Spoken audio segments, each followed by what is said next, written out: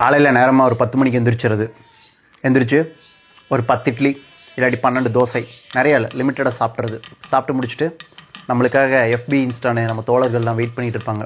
அங்கே போய் அவங்க என்னென்ன போஸ்ட் போட்டிருக்காங்க, நம்ம அந்த போஸ்ட்டுக்குள்ள லைக் கொடுக்கலாமா வேணாமா அப்படின்னு சொல்லி கம்ப்ளீட்டாக ஆராய்ஞ்சு முடிச்சுட்டு குளிச்சுட்டு என்னோடய டே டு டே ரொட்டீனான வெப்சீரிஸ் பார்க்குற வேலையை ஆரம்பிச்சிடுறது.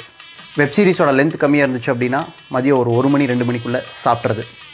சில சமயங்கள் வெப்சீரிஸோட லென்த் கொஞ்சம் அதிகமாக இருந்துச்சு அப்படின்னா அது ஒரு 3 மணி கூட ஆகும். ரொம்ப விரும்பி சாப்பிட்றதுன்னு பார்த்திங்கன்னா மீன் குழம்பு, ஆனால் அது கிடைக்கிறது இல்லை. அதனால் அம்மா என்ன போடுறாங்களோ அதே விரும்பி சாப்பிட்டுக்கிறது. அதெல்லாம் முடிச்சுட்டு குறைஞ்சபட்சம் ஒரு 3 மணி நேரமாக தூங்கிடுறது. அப்போ தான் வந்து நைட் ஒரு 1 மணி 2 மணி வரைக்கும் முழிச்சிருக்கிறதுக்கு வசதியாக இருக்குது. தூங்கி எழுந்திரிச்சு ஒரு கப் டீ, 2 பேக்கெட் பிஸ்கட் எடுத்துக்கிறது. அதுக்கப்புறம் எப்போ போல் ஈவினிங் ரொட்டீனான நம்ம க்ளப் ஹவுஸ் தோழர்கள் கூட வெட்டி உரையாடல் பண்ண ஆரம்பிச்சிடுறது. அது ரொம்ப